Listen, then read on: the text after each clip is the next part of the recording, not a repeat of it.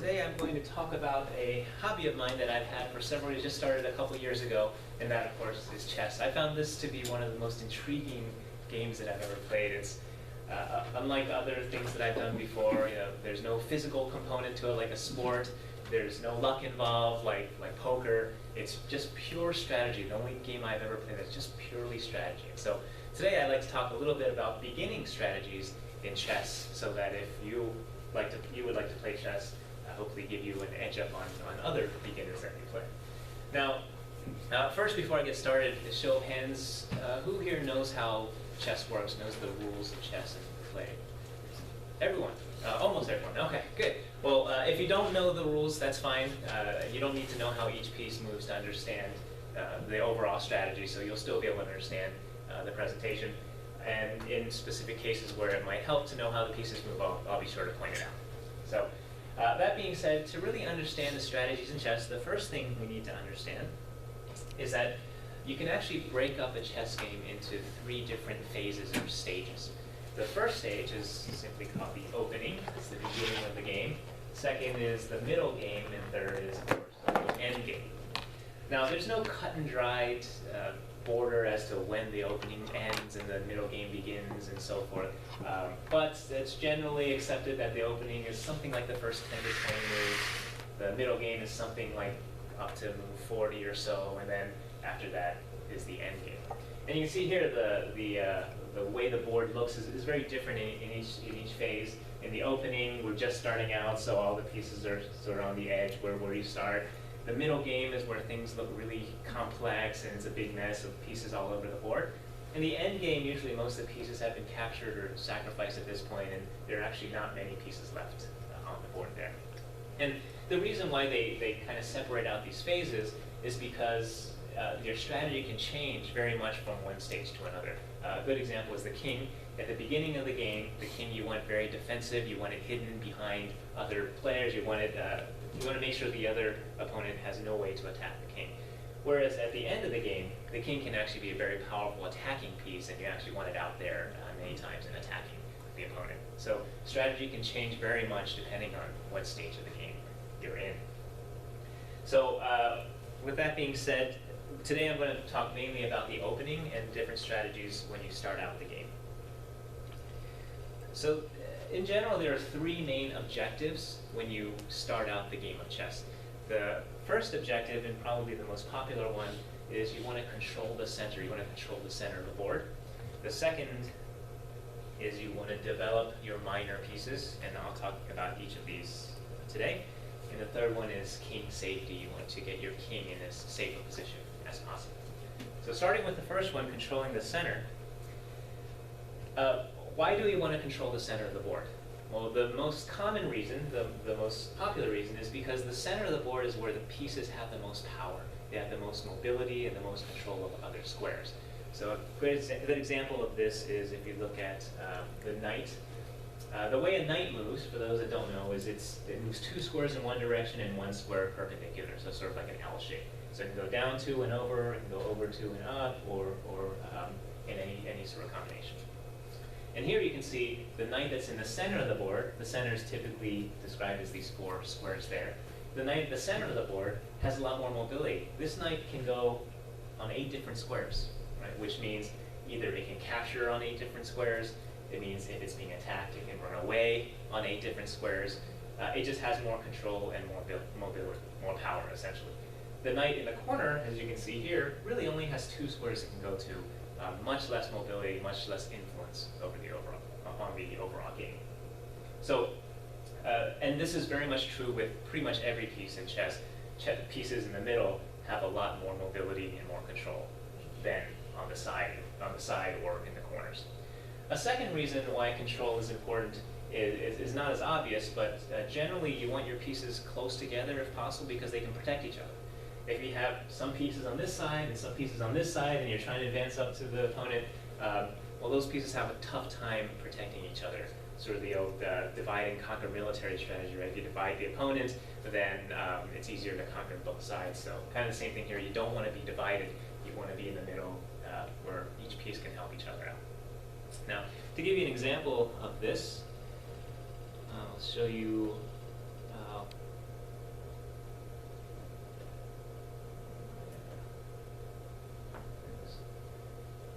So this is the Game Explorer from chess.com, which I'll talk a little bit more about later. But this shows, this is a very cool tool. It shows the most popular moves. You can see E4, which I'll show you in a second, has been played 700,000 times, more than any other combination.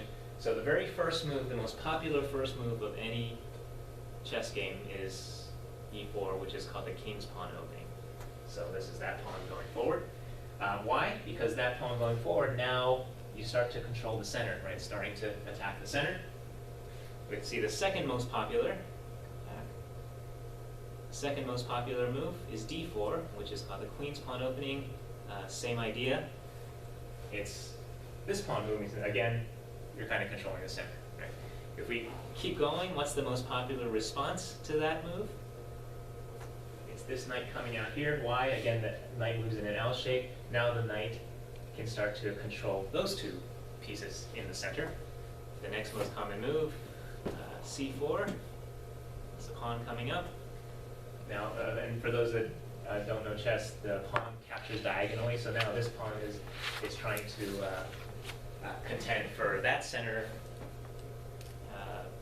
square. Next most popular move, pawn goes up there. Again, pawn is now trying to fight for this square as well. One more. Next most popular move is knight coming up here. Same idea. Now this knight is trying to protect this one as well as fight for this square. So you see all of these moves, all of these opening moves have one main objective. We want to try to control the center. So controlling the center is a very important objective, especially at the beginning of chess.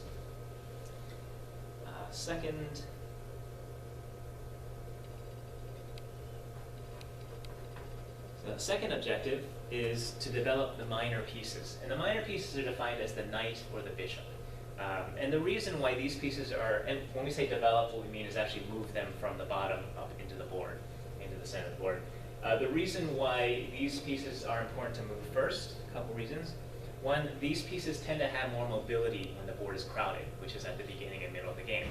So a knight, for instance, is the only piece that can actually jump over other pieces, so that piece has a very big advantage when the board is crowded with different pieces. The bishop, in a lesser manner, but also typically has more mobility. Bishop can move in diagonals, so it can kind of squeeze between different pieces much of the time. So these pieces tend to have more mobility. And the second reason is they are minor pieces. They're minor because they're less important. The major pieces, which are the rook and the bishop and the queen, have more power.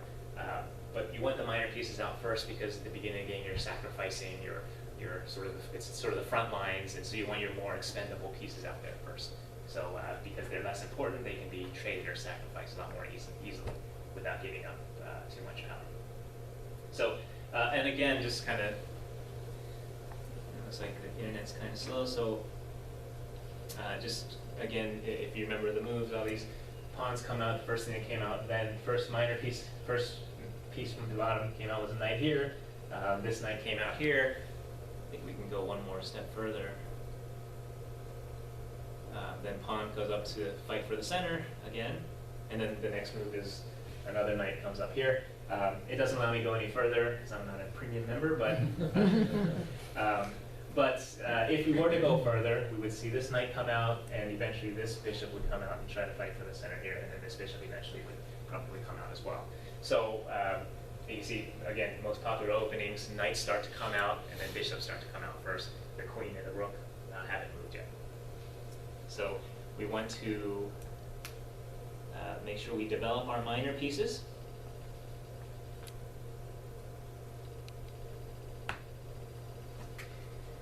And then objective number 3 is king safety. We want to make sure, as I kind of mentioned before, at the beginning of the game, you want to make sure the king is as safe as possible. You want it very defensive. You don't want the opponent to have any way to attack the king. And the main way to do this is through a move called castling. Now, this is a very special move in chess. It can only be done once during a game. It can only be done if the king and the rook have not moved yet. And it is the only move where you can actually move 2 pieces on the same turn. So to illustrate that, you can castle both on the left side, which is called the queen side, or the right side, which is the king side. If you castle on the queen side, this is the starting position. You basically just swap the king here and the rook there, so you end up like that. If you are castling on the king side, then you can see black has done this here. You basically just end up in this position. Right? Now, why is this important?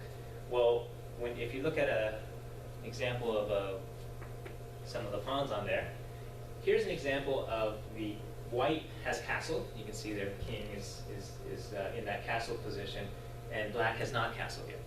Right? And you can see black's king is out in the open. Now, notice these first two pawns are missing. Typically, once you get into the middle game, these two pawns have been moved up, right? You saw from the other openings. These pawns typically come up right away because you're trying to control the center. And so these two pawns tend to be active pretty fast. And so if your king is kind of stuck in the middle, it doesn't have those two pawns to protect it. This king is castled. This is probably one of the strongest positions the king can be in. It's very, very difficult for black to attack this king in any way. It's got three pawns protecting it on top and a very powerful rook protecting it on the side. So this is a very powerful position to be in, and it allows your king to be very safe. So generally you want to, a good rule of thumb is the earlier you castle, the better. And especially as you enter the middle game, if you haven't castled yet, you end up in a position like this, your king becomes very vulnerable to attack. From my experience, typically you'll see people castle pretty close to the same time. Once one person, say, white castles, then black tends to castle soon after. If I'm in a game where I've castled and black, or whoever I'm playing, hasn't castled and isn't able to castle in the next few moves, I know I have a very big advantage, and vice versa too. If I'm stuck and I can't castle and my opponent has already castled, I know I'm in trouble. So castling is a very important move to keep the king safe at the beginning.